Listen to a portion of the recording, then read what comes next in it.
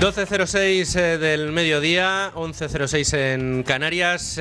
Buenas tardes y bienvenidos. Comienza Con Ánimo de Lucro, un espacio informativo de análisis económico de confianza, un oasis para la economía entendida desde el lado bueno de la historia, desde el lado de la libertad, la prosperidad y la búsqueda de la felicidad. No cambien de emisora. ¡Arrancamos! Con ánimo de lucro. La economía española va como un cohete. La economía española va como una moto. Keynes está más vivo que nunca. Con Luis Fernando Quintero.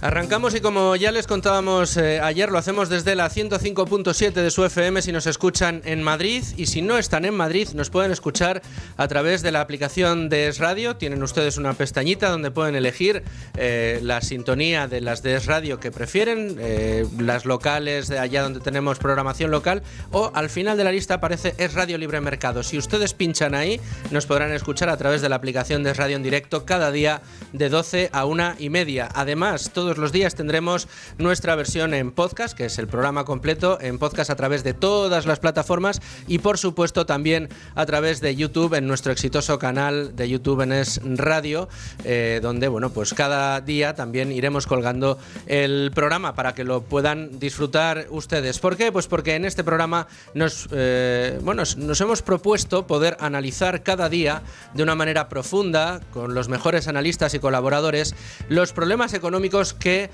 nos asaltan en el día a día, en la actualidad informativa diaria. Ayer teníamos una información de primer orden. Teníamos un informe que aparecía en medios de comunicación y que se anunciaba bombo y platillo en el seno de la Unión Europea, un informe que ha elaborado Mario Draghi.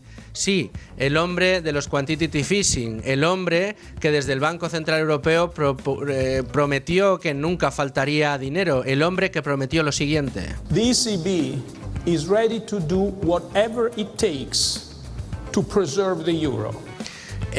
Sí, el que no sepa inglés se lo traduzco. Haremos todo lo que sea necesario, insisto, todo lo que sea necesario para preservar el euro, es decir, compraremos toda la deuda que haga falta, emitiremos toda la deuda que haga falta.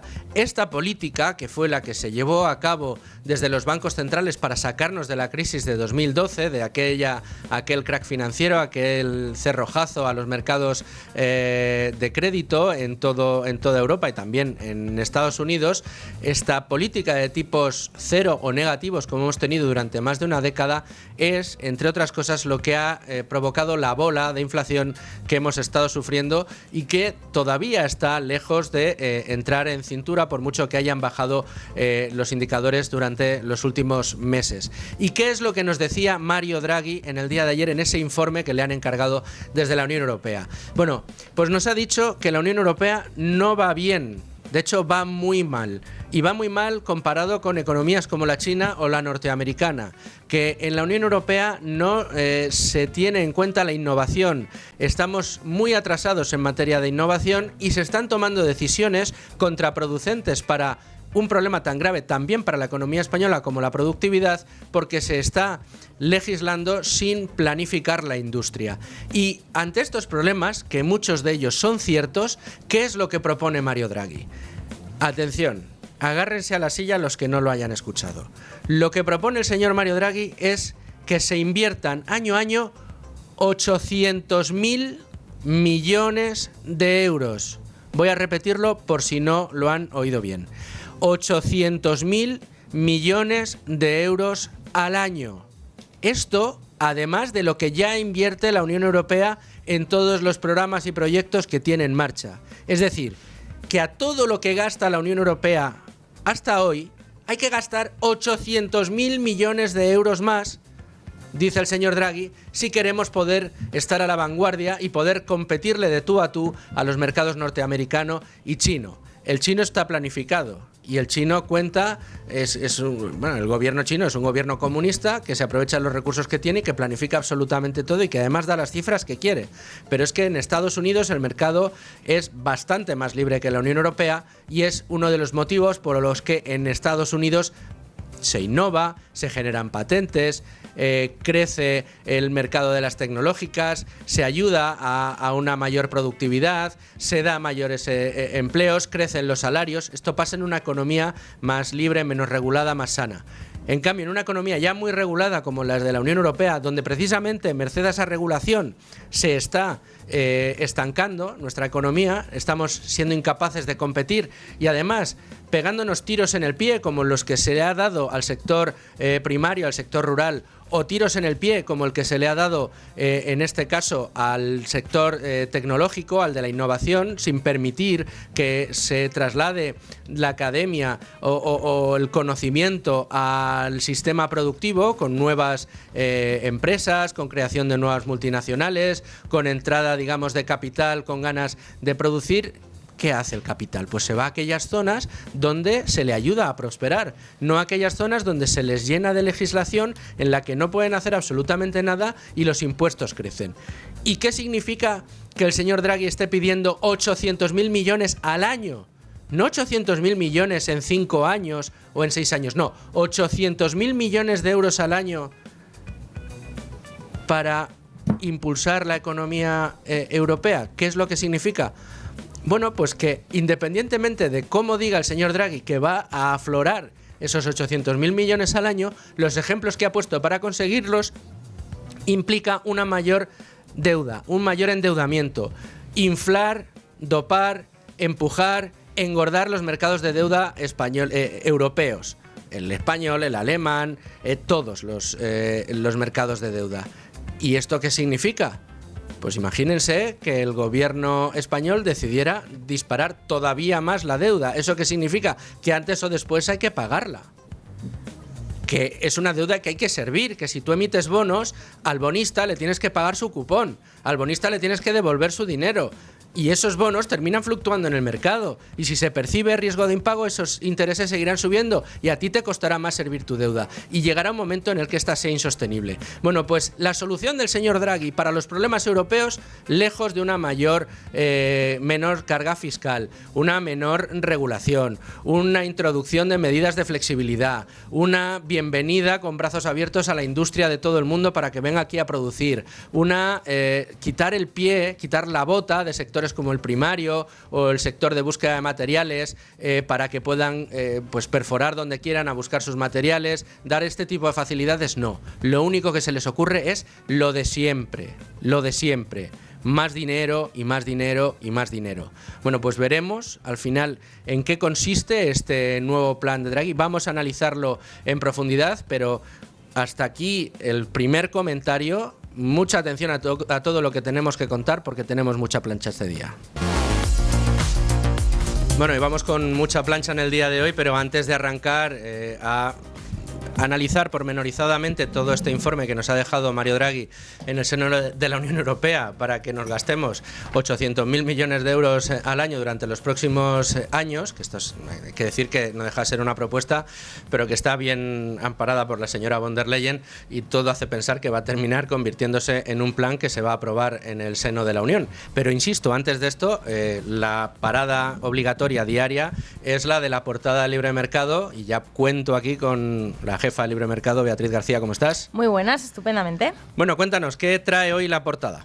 ¿Qué llevamos en Libre Mercado hoy? Bueno, pues el último análisis de FEDEA sobre el cupo catalán, donde desarman punto por punto pues esta aberración pactada entre el PSOE y RC.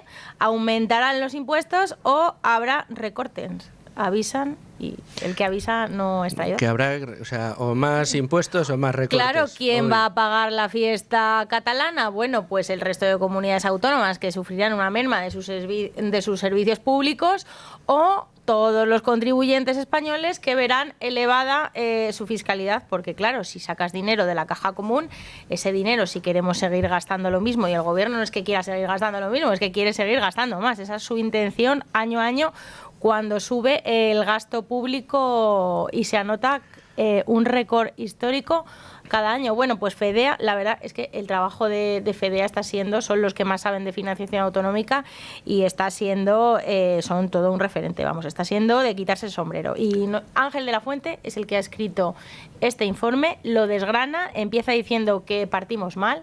El punto de partida del acuerdo entre Sánchez y los independentistas es que Cataluña está infrafinanciada, no es así. sigue con el siguiente punto, agencia tributaria, que esto es lo que más claro ve FDA, que dice, sí, eso está clarísimo. La llave de la caja, la agencia tributaria, el 100% de los impuestos, la gestión, el cobro, la recaudación, esto es lo único que vemos claro. La gran incógnita es cuánto va a pagar Cataluña por esto, por estos dos cuotas que quiere pagar al resto del Estado a cambio de este gran cambio, de salir del sistema de financiación común. Y bueno, tenemos el cupo, que es el cupo bastante similar a País Vasco y a Navarra. Tampoco nos han dicho lo que van a pagar, porque bueno, será menos seguramente, y una cuota de solidaridad, que nada de solidaridad, porque lo que quiere esta región más rica de España es pues quedarse con más dinerito.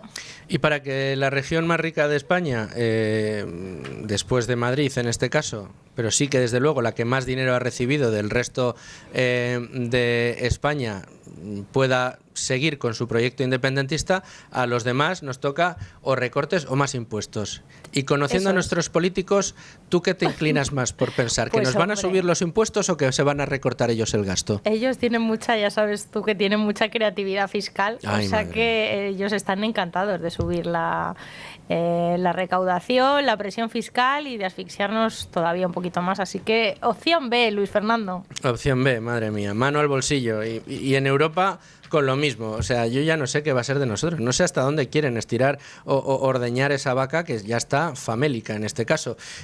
Más asuntos. Cuéntanos alguna cosita más. Otro tema nos lo cuenta Carlos Cuesta y nos dice: nuevo éxito de Sánchez y Yolanda Díaz. Las solicitudes de desempleo se disparan un 8% mientras hablan de cohete laboral. Bueno, pues ya hemos publicado que las horas trabajadas en España siguen en un nivel, bueno, pues de 2008. Los trabajos a jornada completa se están dividiendo entre más personas con trabajos parciales, los fijos discontinuos y etcétera. Bueno, pues ahora el sindicato Uso, que también lo está haciendo muy bien en la tarea de analizar el mercado laboral, nos cuenta otro dato, pues esta subida del 8%. Entonces, bueno, pues maquillaje tras maquillaje. El cohete, la verdad que es que no va a llegar a destino, ¿eh? El cohete va gripado. Pues Beatriz García, muchas gracias por traernos la actualidad hoy en Libre Mercado. ¿Me puedes adelantar algún tema de los que estemos preparando para mañana? Estamos preparando un tema de impuestos, pero te puedo adelantar que me va a gustar ahora leerlo, mismo, ¿o no? En directo, pues no te va a gustar leerlo. ¿Cuántos impuestos nos ha cobrado el gobierno, nos ha cobrado Sánchez desde que puso su primer pie en Moncloa? Y también tenemos otro dato, que es Soledad Núñez. Fichaje. El Banco de España ya completamente tomado por el PSOE. Acabamos de conocer que será la nueva subgobernadora. Bueno, una señora pues relacionada directamente con el PSOE. Aquí ya ven la actualidad de la última hora, siempre pendientes, siempre llevándoselo a todos ustedes. Beatriz García, muchísimas gracias. A vosotros. Hasta mañana. Bueno, y después de repasar la portada de Libre Mercado, nos vamos a remangar bien y nos vamos a meter de lleno en el tema del día, en ese informe Draghi, del que la primera parada va a ser los servicios informativos, porque Leticia Vaquero nos va a contar exactamente qué fue lo que presentó ayer Mario Draghi en el seno de la Unión Europea. Leticia, cuéntanos. Buenas tardes. Ha sido un año de trabajo hasta que el informe de competitividad europea ha visto la luz. 400 páginas presentadas en el día de ayer por el expresidente del Banco Central Europeo, el italiano Mario Draghi, a quien la presidenta de la Comisión, Ursula von der Leyen, le encomendó tal tarea de cara a su segundo mandato, y donde la conclusión principal es que necesitamos unos 800.000 millones de euros anuales para ser más competitivos, para reindustrializar Europa y no quedarnos atrás respecto a Estados Unidos o China. Pero esa financiación, propone, tendría que salir de nuevas emisiones de deuda de los Estados, a los cuales, por cierto, les piden que tomen decisiones en bloque para seguir una estrategia común. En rueda de prensa, Draghi ha explicado que la millonaria inversión triplicaría el ambicioso Plan Marshall. Asegura que le gustaría hacer una comparación, porque la inversión del Plan Marshall entre 1948 y 1951 equivalía a entre el 1 y el 2% del PIB de la Unión Europea. El hombre que salvó el euro durante la crisis financiera asegura también que hay que abordar una transformación enorme o un cambio radical, porque la Unión Europea ha perdido mucha competitividad. Esa es una de sus preocupaciones principales, como también lo es el elevado precio de la energía, que proviene de la falta de recursos propios y donde el impulso por las renovables se hace a medias. Además, detecta como un gran problema el atraso en el ámbito tecnológico, donde las empresas estadounidenses y chinas son muchas más y, sobre todo, más grandes. De hecho, recuerda que hace 20 años Estados Unidos apostaba por empresas automovilísticas y farmacéuticas. 10 años después, por las temas de software y hardware. Y ahora está en la digitalización, mientras Europa sigue apostando por los coches. Asimismo, llama a que los gobiernos potencien sus industrias aliándose con el capital privado o dándoles subsidios, como ocurre en China, Estados Unidos, Turquía, Israel o India. El aviso es claro cuando dice que por primera vez desde la Guerra Fría debemos preocuparnos por nuestra supervivencia. Muchas gracias, Leticia. Un resumen extraordinario de qué fue lo que presentó ayer Mario Draghi en el seno de la Unión Europea. Un paquete el que está proponiendo de 800.000 millones de euros al año. Pensemos que esto en un periodo de 5 años de maduración del plan estaríamos hablando de cerca de 4 billones con B de euros. Estamos hablando del 5% de la Unión Europea año a año, del PIB de la Unión Europea año a año. Es una auténtica barbaridad. ¿Qué partidas destacan? Bueno, pues 450.000 millones destinados al ámbito energético y otros 150.000 millones pensado para convertir Europa, dice Draghi, en el líder tecnológico. Pero ¿les parece que vayamos a detenernos en la letra pequeña y que veamos qué implicaciones tiene este plan? Lo vamos a hacer con Rubén Folguera. ¿Cómo estás, Rubén? ¿Qué tal? Buenas tardes. Bueno, pues vamos a empezar con esta letra pequeña. ¿Estos 800.000 millones son gasto adicional o sería el total del gasto que pretende tener la Unión Europea en los próximos años? Insisto, según lo que está proponiendo Mario Draghi. Esto todavía no está aprobado. Esto es una propuesta, un informe que ha elaborado Mario Draghi. Efectivamente, es una propuesta, un informe que se ha elaborado, pero que destaca que serían 800.000 millones adicionales, que se sumarían a los presupuestos, digamos, ordinarios de la Unión Europea, que, por cierto, este año 2024 fueron de casi 190.000 millones de euros. O sea, estamos diciendo que multiplica, o sea, lo que está poniendo encima de la mesa multiplica casi por 6. Efectivamente, casi por 6. Bueno, es tremendo. Y estamos hablando de que este gasto ya es la mitad del PIB anual. ¿Cómo los podemos comparar? Claro, a ver, si tenemos en cuenta que el PIB anual español se encuentra en torno al 1,3, a los 1,3 billones o 1,4 billones de euros, pues claro, la cantidad que ha propuesto Draghi, que habría que incrementar la inversión a nivel europeo, se traduciría en más de la mitad del PIB español anual. ¿Y en cuanto al esfuerzo? El esfuerzo, pues mira, lo que el informe destaca, esto es interesante, es que la cuota de inversión de la Unión Europea tendría que pasar del 22% sobre el PIB al 27%. ¿Y en el PIB de la eurozona? En el PIB de la eurozona, pues bueno, habría que... O sea, efectivamente es eso, es en torno al 30% o un poco más del 30%. Bueno, es tremendo. ¿De dónde pretende el señor Draghi pagar esto? Porque ha dicho, muy campanudo él, sí, que bueno, que esto no va a implicar más impuestos. Falso, esto terminará traduciéndose en un futuro en más impuestos, porque la deuda los estados la pagan vía impuestos, no tienen otra manera de hacerlo. Pero claro, habla pues de algo tan abstracto y tan complicado y tan peligroso como dinamizar los mercados de deuda o las emisiones de deuda de los estados de la Unión. Claro, ¿de dónde va a sacar el dinero o de dónde propone sacar el dinero? Pues bueno, lógicamente al fin y al cabo, de inicio se sacaría de las arcas públicas, que no deja de ser del bolsillo del contribuyente. Pero en el informe se detalla que bueno, que debido a que esperan que esta medida, pues en el hipotético caso de que se implementara, activase el capital privado, se dicen que bueno, que junto con la inversión, digamos, de los sectores públicos, pues debería poco a poco, debido a esta activación del capital, también sufragarse con parte de inversión del sector privado.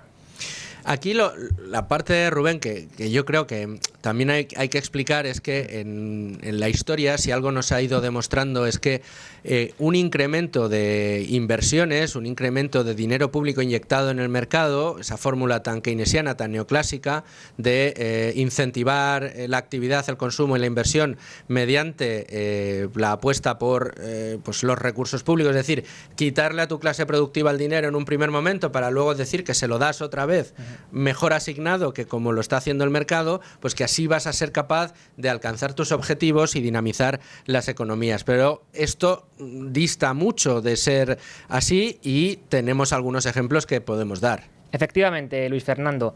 Primero, yo que sé, podemos ir a ejemplos clásicos como PDVSA en Venezuela o YPF en Argentina, Pero es que en nuestro país también tenemos algunos ejemplos muy claros. Por ejemplo, Renfe, o si nos vamos al ejemplo ya clamoroso, es el de Correos, que en 2023 perdió más de 100 millones de euros, como hemos publicado en Libre Mercado, y que hace poco el gobierno ha salido al rescate pues inyectando unos 4.000 millones de euros.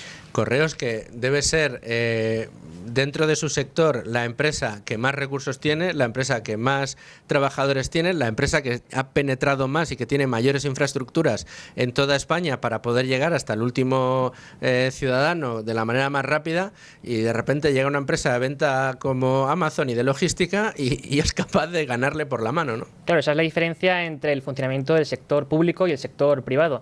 Al final, primero, los burócratas que diseñan este tipo de medidas y de inversiones, si no vamos a ver, no tienen la información de mercado, ¿no?, que sí que está dispersa en las mentes de los empresarios y los agentes económicos, pero sobre todo lo que no tienen es el incentivo que sí tienen los empresarios de invertir para buscar el beneficio, cosa que a los políticos pues les da igual.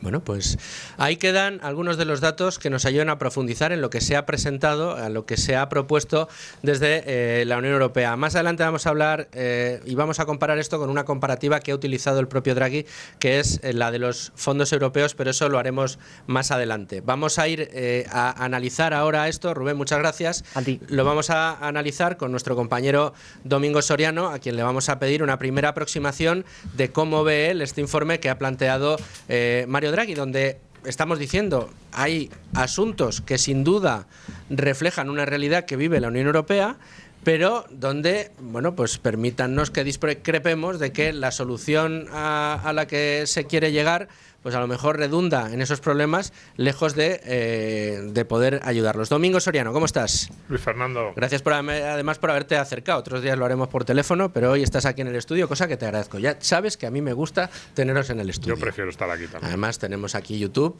nos puede ver la gente y a ti también. ¿Cuál es tu conclusión? ¿Cuál es tu primera aproximación? Más que conclusiones, porque entiendo que no te has embaulado las 400 páginas del señor Draghi todavía, pero lo que ya sabemos, lo que se anunció ayer, los mensajes que quiso fijar en el día de ayer el señor Draghi, ¿qué es lo que te sugieren? ¿Cuál es la lectura que haces? Ahora sí. Ahora sí. Ahora ya sí. Ahora el whatever it takes, ahora ya es la leche, ¿no? No, porque...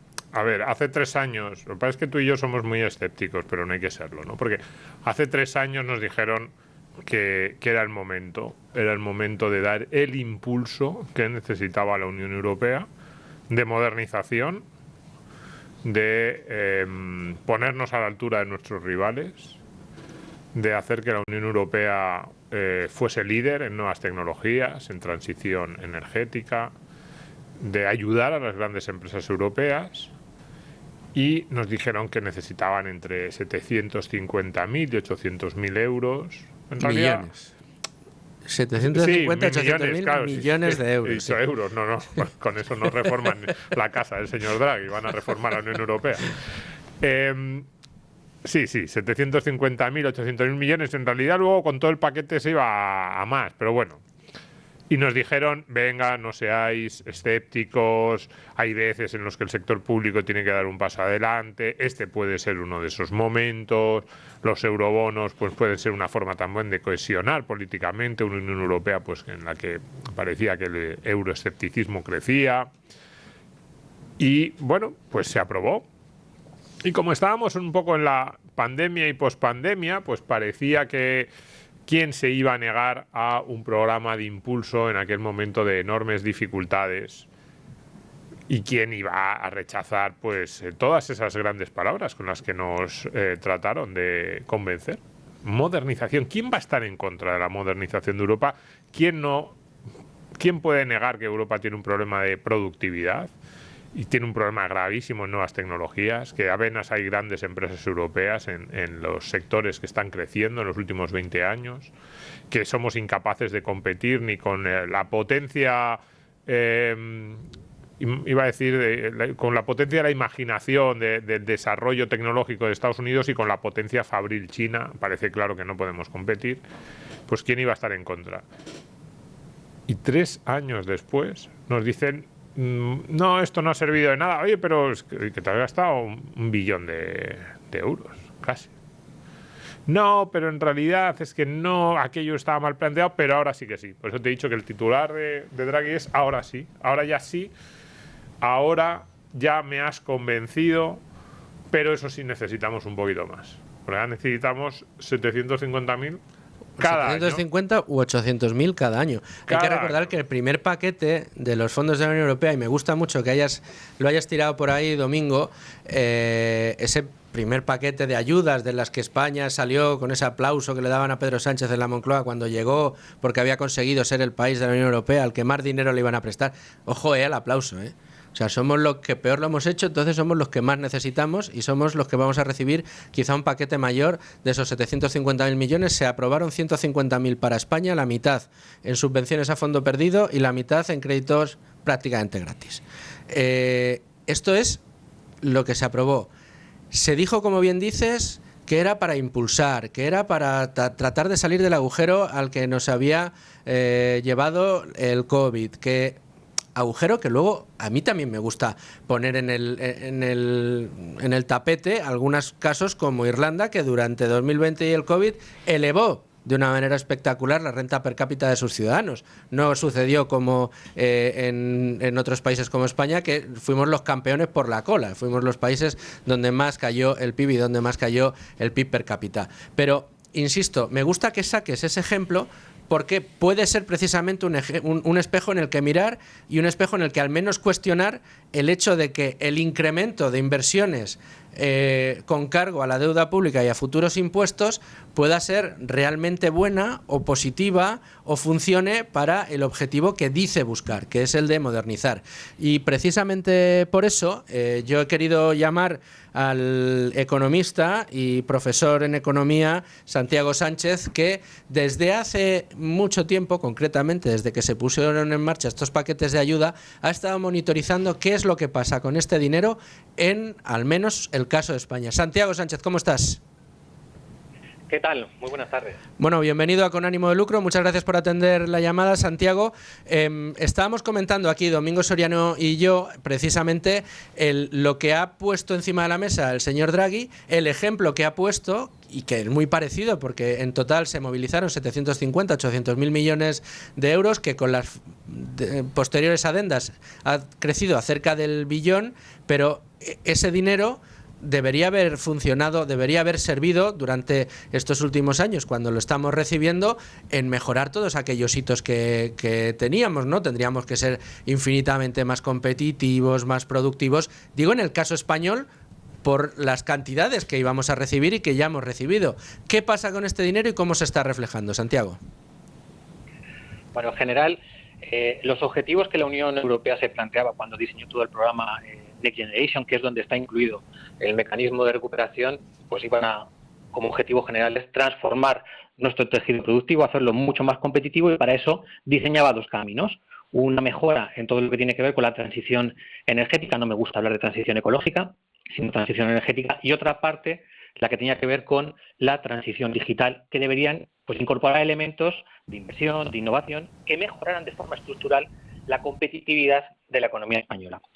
Eso en general en la Unión Europea no está funcionando como las expectativas que se crearon cuando se diseñó el programa, pero es que en el caso español pues nos encontramos ante una de las gestiones quizás más incapaces, a pesar de contar pues con uno de los mayores volúmenes, hasta 163.000 millones de euros. ¿Qué es lo que nos dicen los datos? Lo que nos dicen los datos, certificados por las dos principales instituciones oficiales que aportan datos de ejecución real, y ese término es importante, ejecución real, es decir, dinero contante y sonante gastado durante el periodo 21 hasta el 23, que son la Comisión Europea y EIREF, ambas coinciden en que el gasto real ha ascendido a 20.000 millones de euros. Eso viene a ser pues el 12% de la totalidad de los fondos que tiene España para ejecutar, y nos quedan solo 2 años. O sea, estamos ya en la recta final del programa, con lo cual el reto es tremendo. Si uno intenta hacer un ejercicio de generosidad con el ministro de Economía y tomo sus datos, que no son de ejecución real, sino de adjudicaciones, es decir, una convocatoria donde acuden empresas y donde se adjudica pues una subvención, que no quiere decir que esté desembolsada. Pero bueno, haciendo un ejercicio, insisto, de generosidad con los datos que proporciona el ministro Cuerpo, a día de hoy llevaríamos adjudicados en torno al 24% de los fondos. Es decir, tanto si acudimos a los datos de ejecución real como si acudimos a los datos de ejecuciones, nos encontramos en que pues, el tiempo se nos agota, agosto de 2026 cada vez está más próximo y el riesgo de que falten fondos por ejecutar y que en algún momento pues tengamos que devolverlos, más allá de que luego haya una evaluación ex post de a qué los hemos dedicado, pero el riesgo evidentemente de devolución de parte de los fondos es importante. Luego hay una cosa que a mí me llama la atención y a lo mejor me pueden decir que soy oportunista, pero el caso es que, bueno, pues vamos a verlo, ¿no? Uno de los objetivos que tenían estos fondos, Santiago, Domingo, que también te tengo aquí en el estudio, era la transición ecológica, ¿no? Es una de las cosas a las que más importancia se le ha dado, toda la política relativa a los coches de motores de combustión, a la reducción de emisiones, subiendo la temperatura en los termómetros de las tiendas en verano y todas estas cosas que hemos estado viendo durante estos últimos años, más allá de las convocatorias para adjudicar este dinero en proyectos que tenían que ver precisamente con esta dinámica, lo que hemos estado viendo, si uno se va a un indicador y dices, ¿cuál miras? Pues el de las emisiones, ¿no? Pues si se ha estado invirtiendo tantísimo dinero en estos años, se ha tenido que reducir el número de emisiones o el tonelaje de emisiones que se sacan a la atmósfera. Y si uno lo mira, y el Instituto Nacional de Estadística tiene una estadística que lo recoge, del 20 al 23 lo que ha hecho ha sido ir subiendo sin remedio. No sé si es porque en 2020 tuvo que caer mucho o porque precisamente no, de nuevo, el dinero que se dedica a este tipo de objetivos finalmente es muy difícil que los termine logrando simplemente por poner el dinero encima de la mesa, ¿no? Hay que tratar de incentivar a las compañías a que vayan en esa dirección y no en otra. Claro. El problema general es un problema de diseño, de concepto. Es decir, se han diseñado inversiones de manera unilateral por parte del gobierno, muchas veces desde el desconocimiento de la realidad social y empresarial que tiene nuestro país, especialmente en algunos sectores que eran claves o que son claves para que el dinero se ejecute correctamente. Por ejemplo, todo lo que tiene que ver con el sector de las renovables, todo lo que tiene que ver con la construcción alrededor pues de la rehabilitación de edificios o todo lo que tiene que ver con la automoción y el PERTEVE, que es un ejemplo palmario del fracaso a la hora de diseñar las inversiones a las cuales se tienen que destinar estos fondos. ¿Qué es lo que nos ha demostrado la experiencia de estos años? Pues que, por ejemplo, con la adenda, España tuvo que hacer 52 modificaciones de los hitos. 52. Y es trascendente porque se ha producido una reducción de la ambición en esto sobre lo que estábamos hablando, sobre precisamente la columna vertebral de la inversión que tenía que hacerse con el plan de recuperación. Por ejemplo, la rehabilitación de viviendas, que tanto ha vendido el gobierno, se tuvo que reducir el hito desde 510.000 actuaciones a 410.000, además de retrasarlas un año por problemas de demanda, entre otras cosas, porque el público no ha acudido a demandar ese tipo de ayudas por costes, por el conjunto de la situación económica debilitada por la inflación, pero sobre todo por un procedimiento burocrático farragoso. Todo lo que tenía que ver con energías, por ejemplo, con comunidades locales, se han pospuesto un año. Proyectos para el hidrógeno verde se han tenido que retrasar 3 años hasta el cuarto trimestre de 2025. Es decir, y ese tipo de modificaciones reducen la ambición y el objetivo del plan. Eso se hizo en la negociación de la adenda en septiembre del año pasado, justo hace un año. Pero es que en marzo de este año, cuando el ministro Cuerpo estuvo renegociando el cuarto pago, se renegociaron nuevas modificaciones porque éramos incapaces de cumplirlas para facilitar, pues liberar el cuarto pago que recibimos de Ciencia Decente y el quinto pago y el sexto, pues intentar avanzar en ellos, pagos, el quinto, por ejemplo, que teníamos que estar pidiéndolo ya. Es decir, la parte de rehabilitación energética y regeneración de estos inmuebles es que vamos al 23% de un total de 6.700 millones que había previstos. En movilidad sostenible algo más, porque está más descentralizado, va dirigido hacia los ayuntamientos y ha tenido un canal un poco más eficiente. Luego está la calidad de las inversiones a las que se ha destinado este dinero y si realmente hacer carriles bici o adecuar determinados caminos verdes, pues eso transforma o no el país e incrementa nuestro potencial de crecimiento. Es decir, modificaciones de hito que ha reducido la ambición, escasa movilización de fondos en las áreas clave, vivienda, rehabilitación sostenible, la parte industrial con objetivos mínimos, y si acudimos a los datos de 2024 son tremendamente alumbradores de la realidad del abandono que ha hecho, sobre todo este año, el gobierno. Por ejemplo, el Ministerio de Economía, que tendrá que rendir cuentas próximamente en la Comisión Mixta de la Unión Europea, este año, del presupuesto que tenía para este año, tenía casi 4.000 millones de euros, realmente 3.800, solo ha realizado pagos por el 0,01%. Pero es que como ese ejemplo está el Ministerio de Teresa Rivera, el de Transición Ecológica, que solo ha hecho pagos del presupuesto de este año durante los primeros 6 meses del 0,08%. Señor Escrivá, que se va al Banco de España, se va con una hoja de servicios de pagos del ejercicio de 2024 del 0,71. Es decir, si los ministerios que tienen que transformar y que tienen la capacidad modificadora, ¿no?, de la realidad del tejido industrial, productivo, competitividad, inversión, no tiran, es imposible que este plan pueda tener éxito en nuestro país. Santiago Sánchez, muchas gracias por atendernos y por ofrecernos esos datos al milímetro que también manejas. Te esperamos muy pronto en Con Ánimo de Lucro. Muchas gracias. Un abrazo, muchas gracias. Bueno, Domingo, ponnos el chimpún. Que tenemos el kit digital, Luis Fernando. Que tenemos el kit digital. Nos hemos gastado 800.000 millones, no sabemos, pero el kit digital, que eso no lo contáis nunca en estas cosas.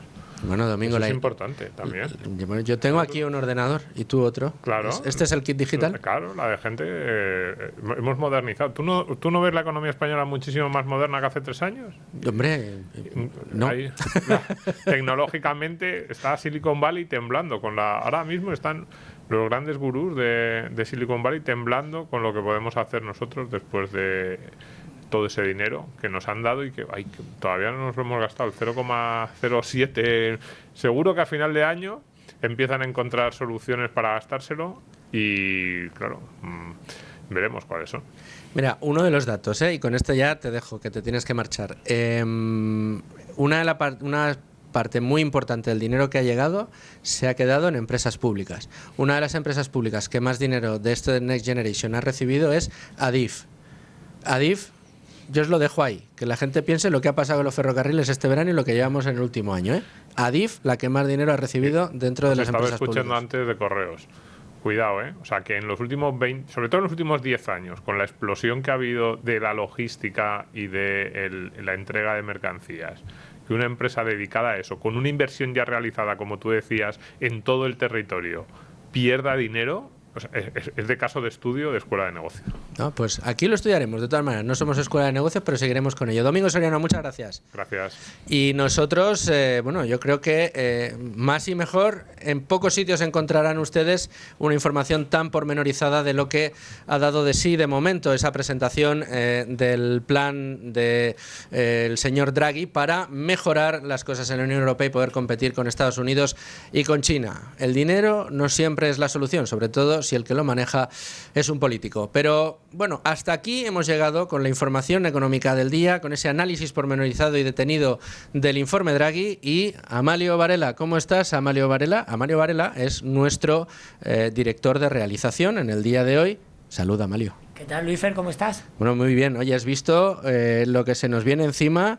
Te he visto que te has echado la mano en el bolsillo. Has soltado el fader para meterte la mano en el bolsillo y decir que no me lo quiten.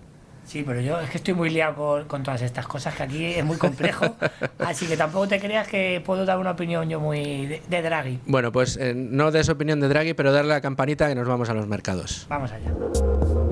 Bueno, y entramos en tiempo de mercados Con Ánimo de Lucro. No puede faltar la información financiera, la información de mercados, precisamente, bueno, pues porque estamos en tiempos de economía y en esta casa no podemos olvidarnos de lo que pasa precisamente en esa bolsa, en ese mercado donde se intercambian acciones. Tenemos información importante. ¿Qué es lo que está moviendo la bolsa en este momento? Bueno, pues de momento lo que podemos decir es que el IBEX 35 está aumentando, está creciendo, está avanzando un 0,27%, 11.313 puntos según nos muestran las pantallas en directo de la bolsa. Insisto, un avance ligero a primera hora de la mañana, aunque arrancó en negativo, enseguida se puso en positivo, pero crecía más de un 0,5%.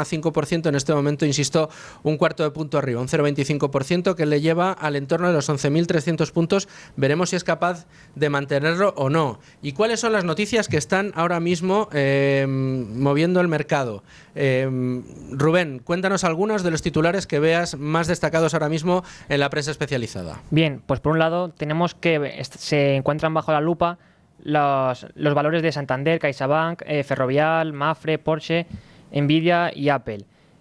también es muy importante, sobre todo la prensa se centra, por una parte, en el debate de esta noche entre Trump y Harris y lo que de ello pueda devenir. También es importante el nuevo modelo, el iPhone 16 que ha presentado Apple. Y, como siempre, ahora lo analizaremos con Antón, pues tenemos que centrarnos en cuál está siendo la evolución de las empresas tecnológicas, especialmente Nvidia, el gigante de los microchips. Bueno, pues vamos a ir allí. Decías que ahora nos lo iba a decir Antón. Antón Diez-Tubet, ¿te tengo ya el teléfono? Sí, aquí estoy. ¿Qué tal, Antón? ¿Cómo estás? Antón, de Trade Republic y experto en inversiones, experto bursátil y uno de los analistas de cabecera con ánimo de lucro. Así que muchas gracias por atendernos en el día de hoy, Antón. Estábamos leyendo los titulares de prensa, estamos viendo cómo va evolucionando el IBEX 35 y es inevitable tener que hablar de tecnología. Tenemos una de las perchas fundamentales en esa presentación por parte de la empresa de Cupertino en el iPhone 16, que sin duda, bueno, pues habrá sido uno de los catalizadores de mercado para el valor de Apple, que, bueno, por lo que estoy viendo, cerraba plano. Habrá que ver cómo lo hace en el día de hoy. Pero la empresa que más preocupa y que preocupa mucho en el sector tecnológico es Nvidia, por el retroceso que ha sufrido en los últimos días. Desde tu posición de experto, Antón, ¿tú crees que estas noticias son en realidad una voz de alarma seria que hay que tomarse en serio respecto a la evolución del sector tecnológico? ¿Crees que, por el contrario, no deja de ser, bueno, pues hablando mal y pronto, un tropezón que pasará y que volveremos a ver impulsados los valores? ¿O crees que es el arranque de una reversión a la media? Yo no creo que sea una situación para nada preocupante. De hecho, ya se vio ayer que hubo un pequeño rebote en Nvidia. Aquí yo creo que lo importante es entender un poco cuál fue la reacción a los resultados, porque los resultados de Nvidia fueron muy buenos, pero creo que el mercado estaba muy acostumbrado a que los resultados de Nvidia superasen con creces las expectativas del consenso de mercado. Creo que esta reversión a la calma es algo positivo para las rentabilidades a largo plazo de una empresa como Nvidia. Nunca es bueno cuando hay una sobreexcitación con una única empresa o cuando hay una sobreexcitación en el mercado en general. De hecho, hay un índice que mide esto, que es el índice de miedo-avaricia, ¿no? Y cuando estamos en situación de extremo miedo o en una situación de extremo avaricia, nunca es bueno. Creo que esa reacción de los resultados, que eran buenos, pero que hizo que hubo ventas, pues también mucha recogida de beneficios de Nvidia, pues te hace pensar que, bueno, que el sentimiento de mercado pues se está moderando y bueno, pues ya no se va a sobre reaccionar cada vez que una empresa presenta buenos resultados, y eso, en mi opinión, es algo positivo y no cambia en nada los fundamentales que hay detrás de toda la inversión que está viniendo por esas ganas de implementar inteligencia artificial. No hay mucha inversión en CAPEX y en tecnología, pues como pueden ser los chips, para desarrollar software que ayude a esta implementación de la inteligencia artificial, y eso se va a seguir haciendo, y se ha hecho mucha inversión, pero los resultados tampoco son inmediatos. Entonces no podemos pensar que porque los resultados de las grandes empresas tecnológicas no aumentan significativamente en el corto plazo tras la implementación de estas inversiones en CAPEX de inteligencia artificial, que no quiere decir que a futuro a esas empresas no vayan a haber una mejora de ingresos y una mejora de resultados. Y por último aquí, por terminar, hablaría un poco de la investigación pues que han lanzado antimonopolística, ¿no?, de Nvidia. Aquí yo también trasladaría calma, porque no es la primera gran empresa tecnológica que se le investiga o se está revisando su posición de dominante en el mercado, y no quiere decir que esto pueda derivar en nada significativamente negativo, ¿no? Deja el mercado que vaya libre y ya verás cómo le saldrá competencia a Nvidia antes o después. Esto claro. Yo creo que podríamos concluir todos en eso. Luego, por otro lado, sí que me gustaría tu opinión, Antón, sobre otra de las, pues yo creo que de las realidades inexorables que vamos a vivir en los próximos meses, y es esa rebaja de tipos de interés muy esperada para este mes de septiembre, probablemente nuevas bajadas de tipos de interés en lo que queda de año, salvo que pase algo inesperado. ¿Cómo va a afectar esto a los mercados de deuda? ¿Van a seguir siendo atractivos? ¿Solo van a ser atractivos los mercados de deuda comercializados hasta ahora y que probablemente se revaloricen con la caída de los tipos de interés? Lo digo por aterrizarlo un poco, ¿no? Y esta tendencia que ha sido tan abrumadoramente preponderante durante estos últimos meses, me atrevería a decir años, con la subida de los tipos de interés y el regreso del interés al producto favorito del inversor conservador de la renta fija, ¿cómo crees que se va a mover el mercado ahora? ¿Qué es lo que te dice a ti la lógica? Bueno, en primer lugar, pues una bajada de tipos de interés en el contexto actual es positiva, porque quiere decir que la inflación está controlada y que no necesitamos mantener los tipos de interés altos, y a su vez favorece un poco pues el crecimiento económico, ¿no? Porque el coste de financiación se reduce. A mí la bajada que se espera que anuncie el Banco Central Europeo esta semana, pues no me dice nada nuevo o impactante, en el sentido de que se viene hablando desde hace mucho tiempo ya de que estamos en un entorno de bajadas de tipos de interés. Incluso Jerome Powell en Jackson Hole pues también mencionó pues que la Reserva Federal Americana pues va a seguir la senda que han marcado otros bancos centrales. Entonces, el consenso de mercado ya anticipa que van a bajar 25 puntos básicos, ¿no?, los tipos de interés. Por tanto, no se esperan movimientos significativos en los rendimientos de la renta fija, porque al final ya lo que se viene diciendo está descontado, ¿no? Se descuenta esta baja de tipos, entonces los yields, los rendimientos ya se han ajustado. ¿Qué podría pasar? Que no bajen tipos de interés o que los bajen más pronunciadamente de lo que se espera, y ahí es cuando sí que puedes de repente ver movimientos bruscos, ¿no?, en los rendimientos de los distintos bonos y sus duraciones. Yo no creo que es algo que vaya a pasar, porque el Banco Central Europeo siempre ha sido muy prudente, ¿no?, y normalmente el consenso de mercado se suele cumplir.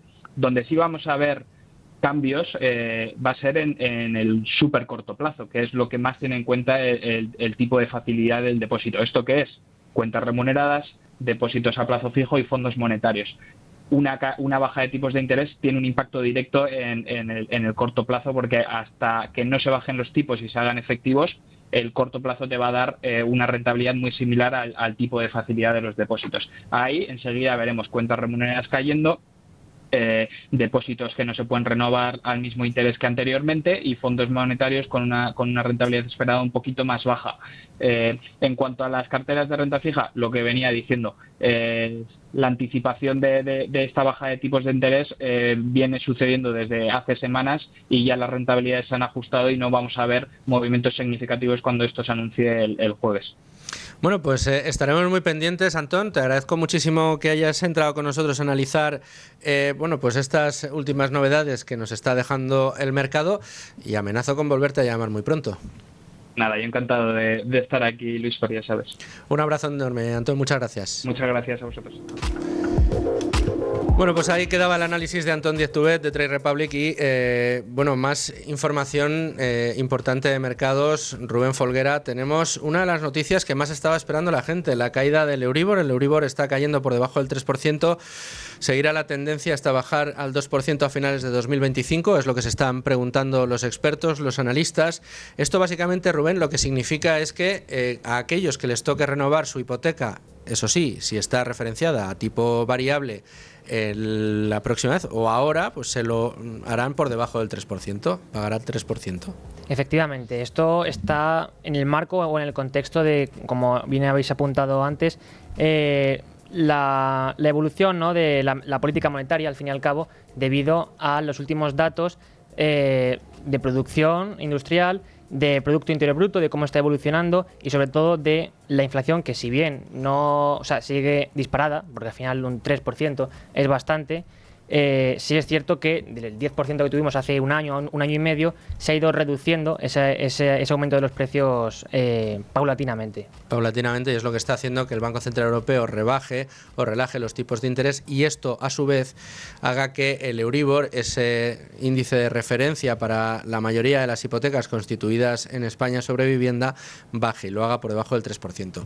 A mí de todas maneras aquí me gustaría recordar una cosa, y es uno de los problemas que tiene en este caso la intervención en la fijación del precio del dinero, de la mercancía que se utiliza para comprar y vender cosas, porque al final el dinero no deja de ser una mercancía que, para el que no lo sepa, también cotiza en los mercados internacionales. El famoso Forex, tú puedes comprar, vender monedas de distintos países y tratar de especular con ello, o hacerlo porque creas que una moneda va a terminar valiendo más en el futuro.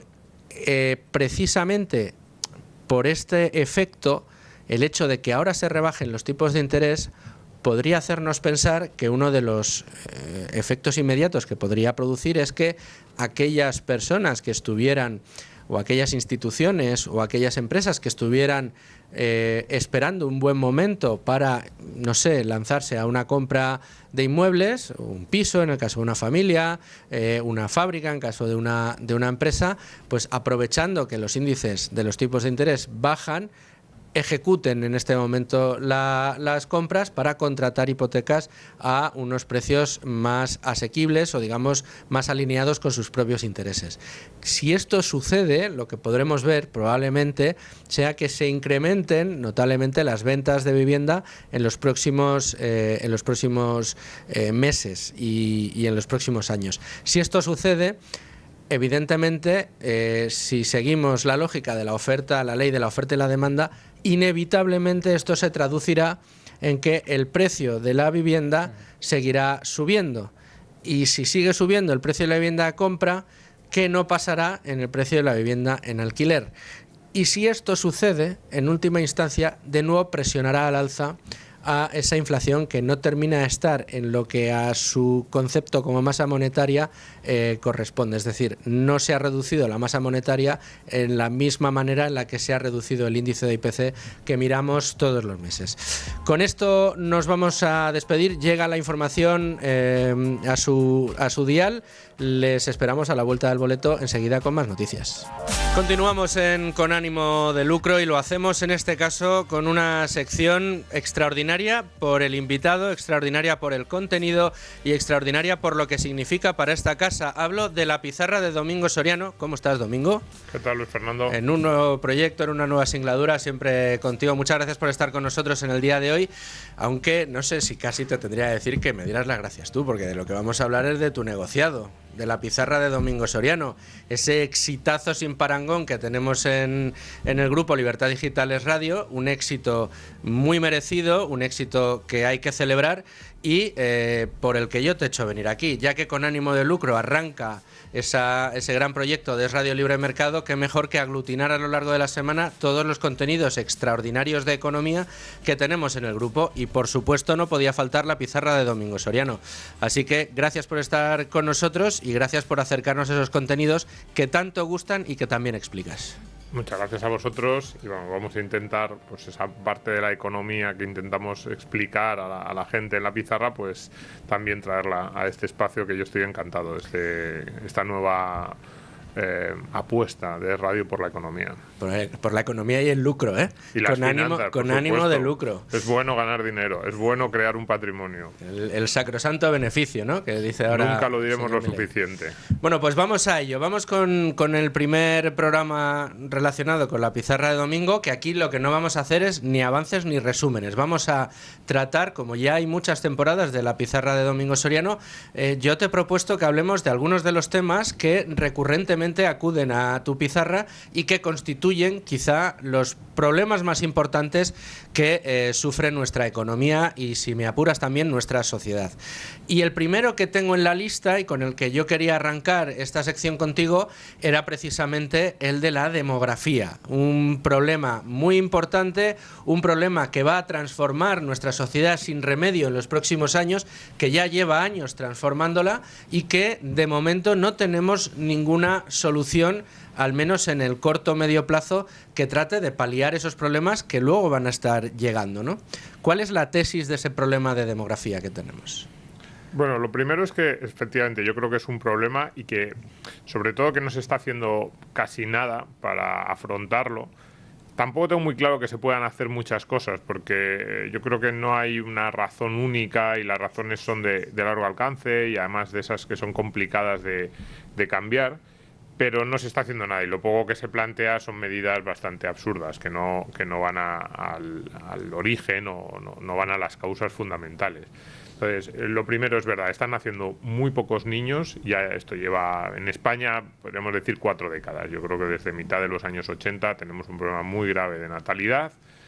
Esto quiere decir que no va a haber un reemplazo y que vamos a tener una sociedad muy envejecida. Nunca hemos visto sociedades como las que estamos empezando a ver en Occidente, especialmente en Europa, pero también en otros países, Corea, Japón, otros países digamos, países ricos o los países más desarrollados. Nunca hemos visto esto. Y cuando decimos nunca es así. Es decir, que descienda la población, que descienda de esta manera el número de nacimientos sin que haya un elemento, pues enfermedades o un desastre natural, una guerra, no ha ocurrido nunca en la historia. En la historia normalmente crecía la población y cuando había ese ajuste maltusiano del que a veces se habla, que es cierto que existía, era porque precisamente la población sobrepasaba los recursos disponibles, esas economías de semisubsistencia, y entonces se producía un ajuste, pues bien, por enfermedades, pues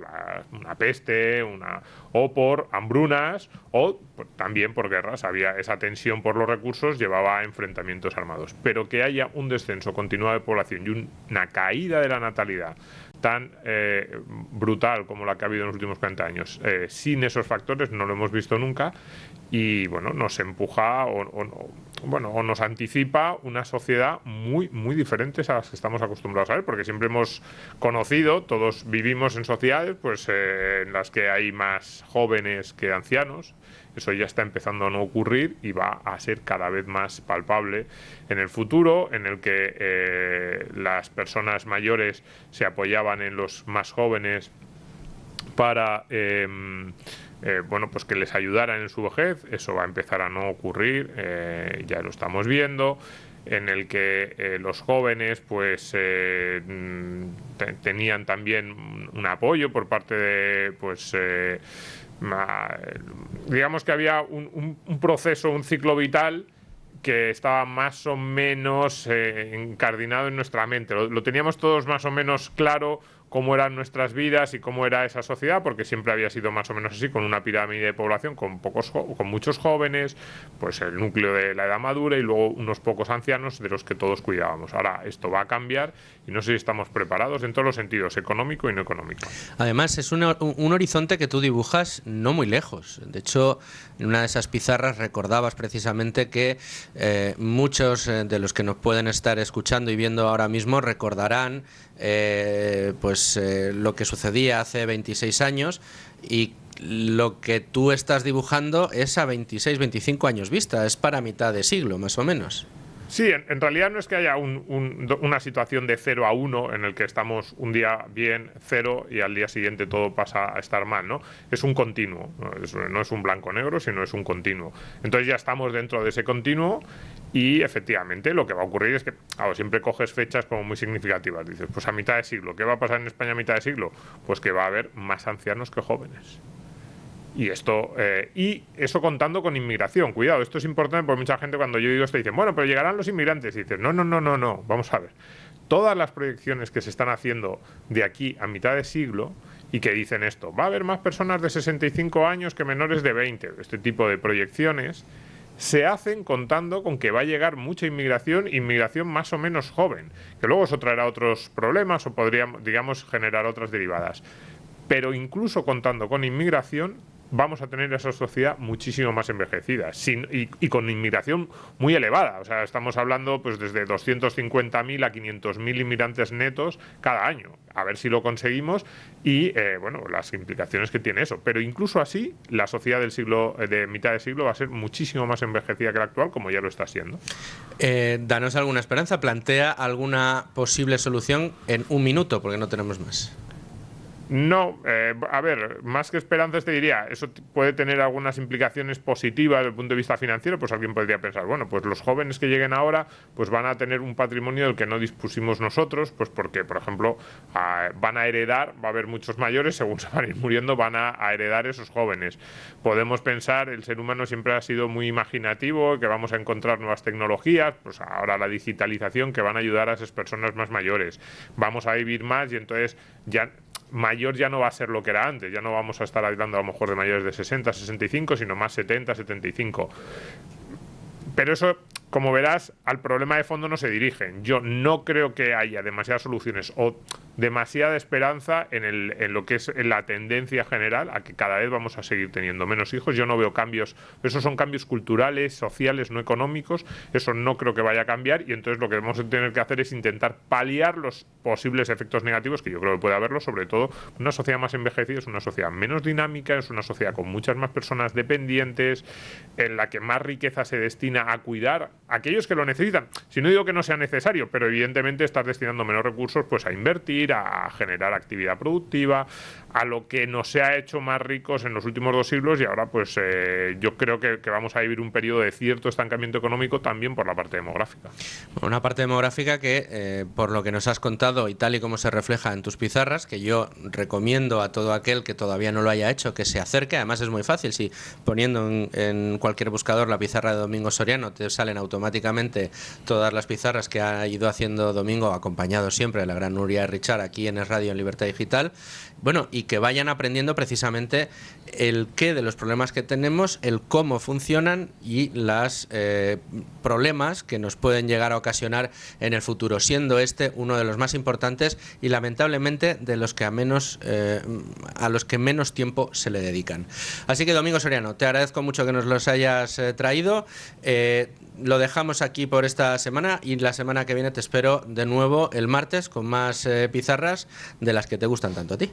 Perfecto. Y a mí también. Hasta la semana que viene, Domingo. Gracias. Y como siempre hacemos, dejando lo mejor para el final en este último tramo de Con Ánimo de Lucro en el día de hoy, lo hacemos con un invitado muy especial. Él es socio de Cima Asesores y profesor de la Universidad Francisco Marroquín, de la asignatura de Value Investing. También da clases en el IEB, también da clases en las Hespérides. Es un gran, un gran conocedor, un gran profesional, un gran conocedor de la economía.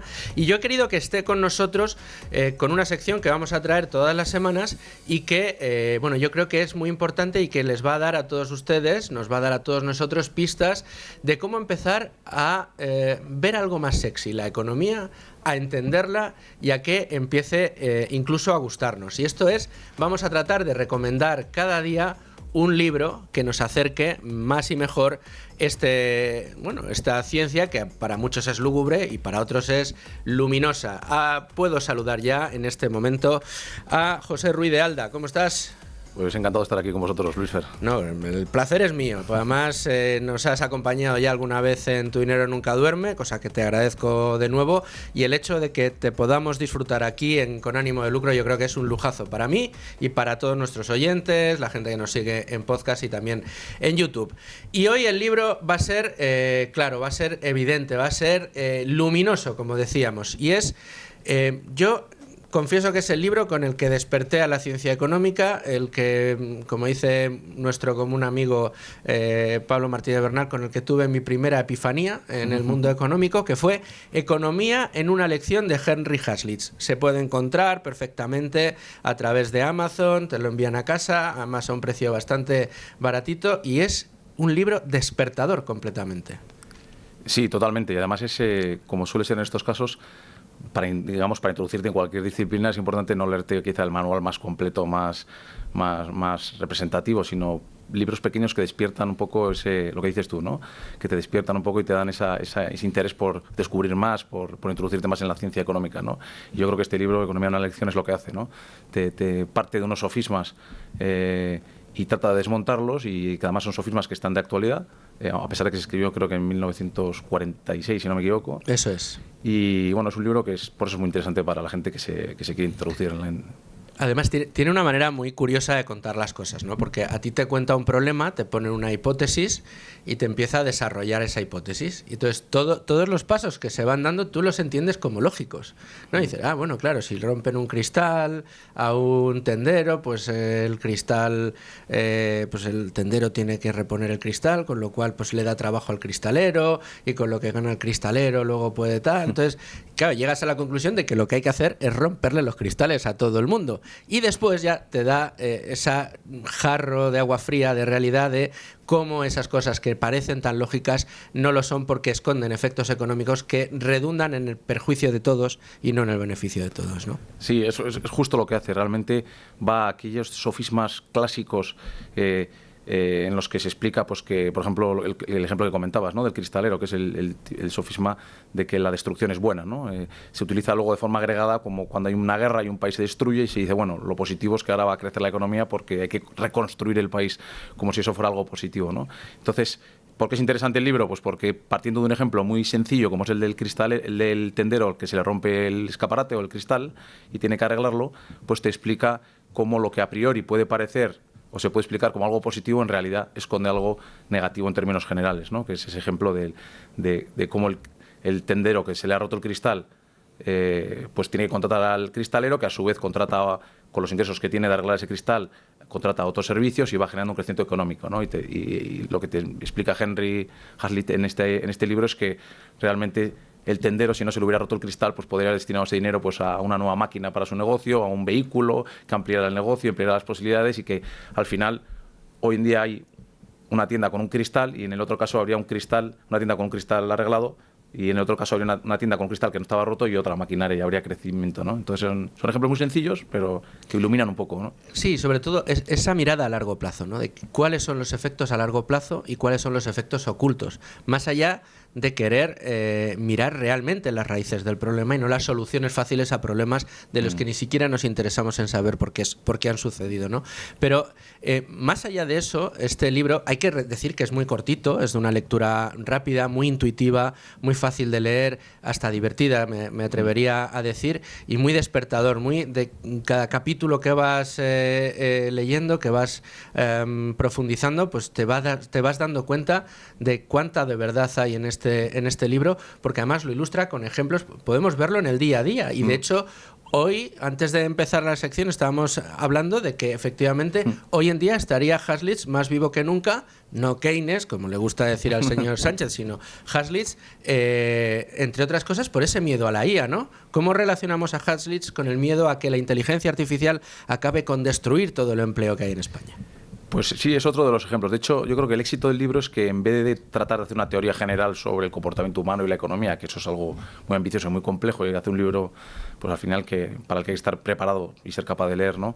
Al final lo que hace es desmontar mitos, ¿no? Entonces, de forma, como dices tú, es un libro breve, son unas 200 páginas, y uno de los mitos que desmonta es el miedo a la máquina, ¿no? Que es algo que, a pesar de que el libro pues tiene ya muchas décadas, pues parece algo antiguo y realmente está totalmente de actualidad, ¿no? Y es el típico ejemplo, pues, de enfocarnos en un grupo. Decimos, no, si aparece la inteligencia artificial y los coches aprenden a conducir solos, ¿no? El coche autónomo, por ejemplo, pues se destruirá la profesión de taxista o de conductor de este tipo de vehículos, ¿no? Entonces siempre nos enfocamos en el grupo que sale perjudicado y no pensamos en los beneficios que ello tiene para todo el resto de la sociedad, y que permite que los ahorros que tiene el resto de ciudadanos pues se puedan invertir en otros servicios, en otros productos que a su vez generan empleo, y que normalmente lo que va haciendo es aumentar empleos cada vez de más calidad, servicios más interesantes y más... Entonces, ese es el típico ejemplo, ¿no? Y está totalmente de actualidad, porque cada vez que hay una noticia de que una industria va a tecnificar, sí, o va a eliminar empleos porque ha metido maquinaria, robótica, inteligencia artificial, parece algo negativo, cuando en realidad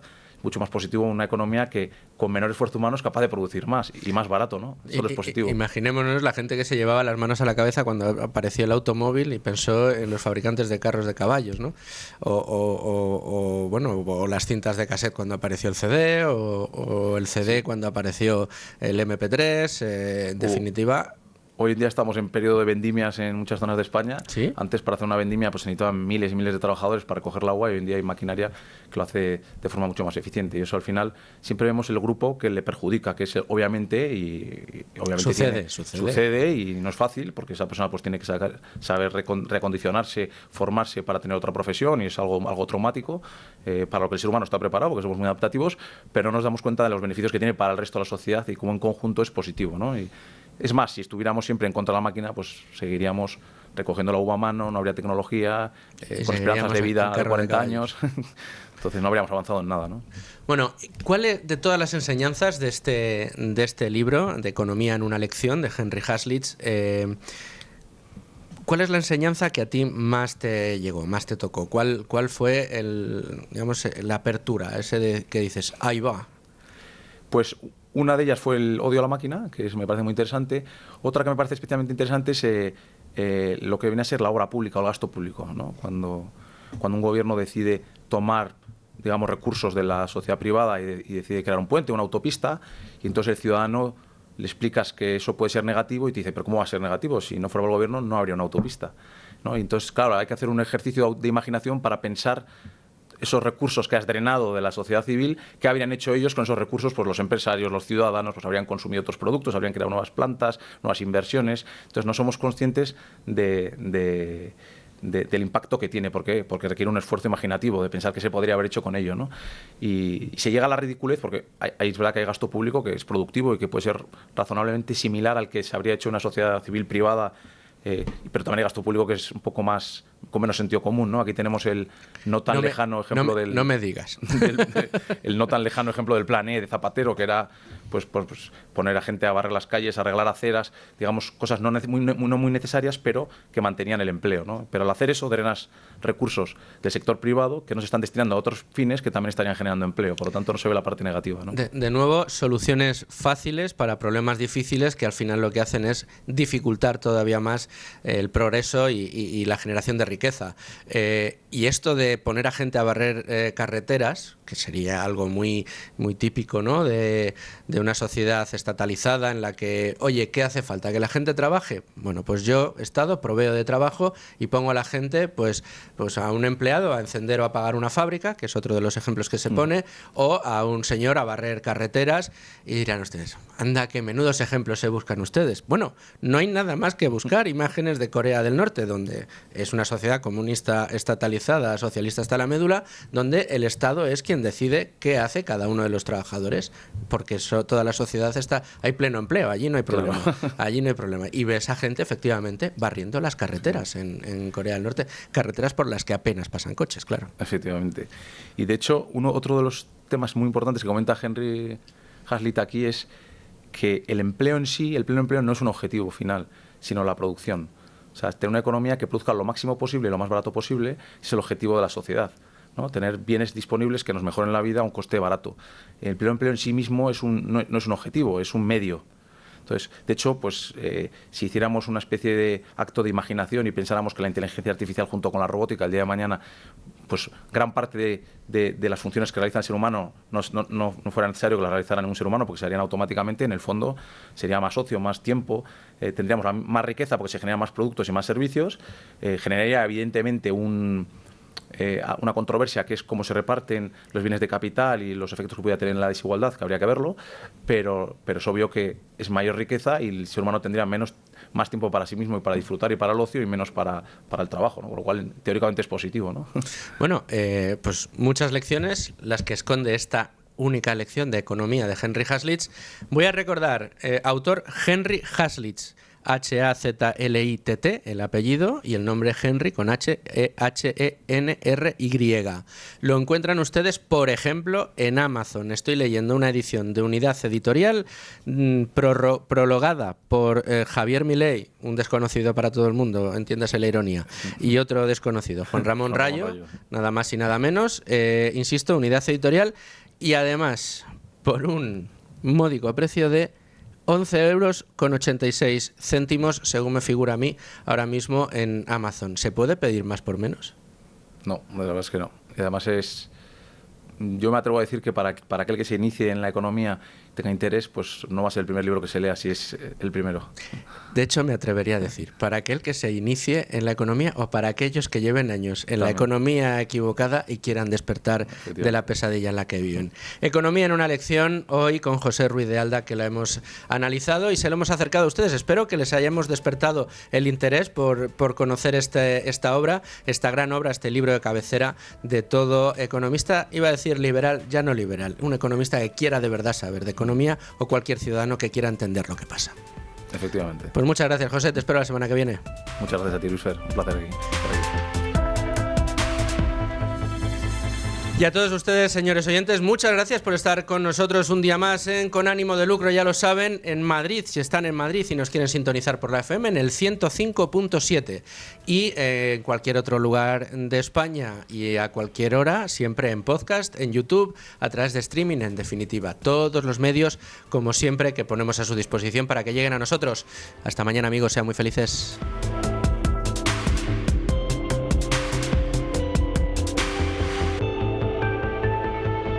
Es Radio Libre Mercado, 105.7 FM.